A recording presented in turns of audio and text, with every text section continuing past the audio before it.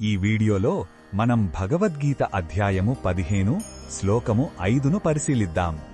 15వ అధ్యాయంలో శ్రీకృష్ణుడు సంసారమనే అశ్వత్థ వృక్షం గురించి వివరించి దానిని ఎలా ఛేదించాలో చెబుతున్నారు. ఈ శ్లోకంలో ఆ శాశ్వతమైన పదాన్ని ఎవరు చేరగలరో స్పష్టం చేస్తున్నారు. మొదటగా ఈ పవిత్ర శ్లోకాన్ని భక్తితో విందాం. నిర్మాణ మోహాజిత సంఘదోష అధ్యాత్మ నిత్యా వినివృత్త కామాః ద్వంద్వైర్విముక్తాః సుఖదుఃఖ సంజ్ఞైర్ గచ్చంత్యమూఢాః పదమవ్యయం తత్.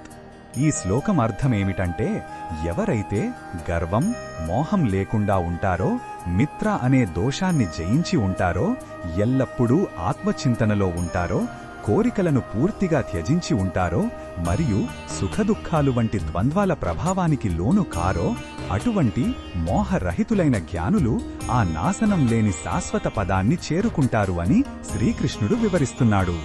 ఈ శ్లోకం అర్థమేమిటంటే, భగవంతుడిని చేరడానికి బాహ్య ఆచారాల కన్నా అంతరంగ శుద్ధి ముఖ్యం. అహంకారం, ఆసక్తి అనే బంధనాలే మనల్ని ఈ సంసారంలో బంధిస్తున్నాయి.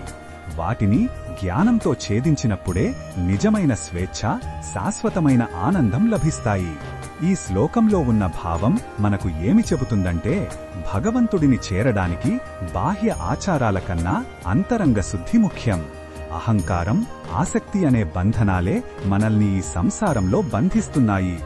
వాటిని జ్ఞానంతో ఛేదించినప్పుడే నిజమైన స్వేచ్ఛ, శాశ్వతమైన ఆనందం లభిస్తాయి. ఈ శ్లోకంలో ఉన్న భావం మనకు ఏమి చెబుతుందంటే, భగవంతుడిని చేరడానికి బాహ్య ఆచారాల కన్నా అంతరంగ శుద్ధి ముఖ్యం. అహంకారం, ఆసక్తి అనే బంధనాలే మనల్ని ఈ సంసారంలో బంధిస్తున్నాయి. వాటిని జ్ఞానంతో ఛేదించినప్పుడే నిజమైన స్వేచ్ఛ, శాశ్వతమైన ఆనందం లభిస్తాయి.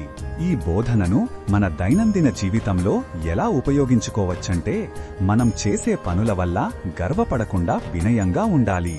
బంధుత్వాలు, వస్తువులపై అతిగా మమకారం పెంచుకోకుండా ఉండాలి. జీవితంలో ఎదురయ్యే లాభ నష్టాలను, జయాపజయాలను సమానంగా స్వీకరించడం నేర్చుకోవాలి. ఇలా మనసును స్థిరంగా ఉంచుకుంటే జీవితంలో ప్రశాంతతను పొందగలుగుతాం. మరిన్ని భగవద్గీత శ్లోకాల అర్థాన్ని తెలుసుకోవాలంటే మా తదుపరి వీడియోలను తప్పకుండా చూడండి.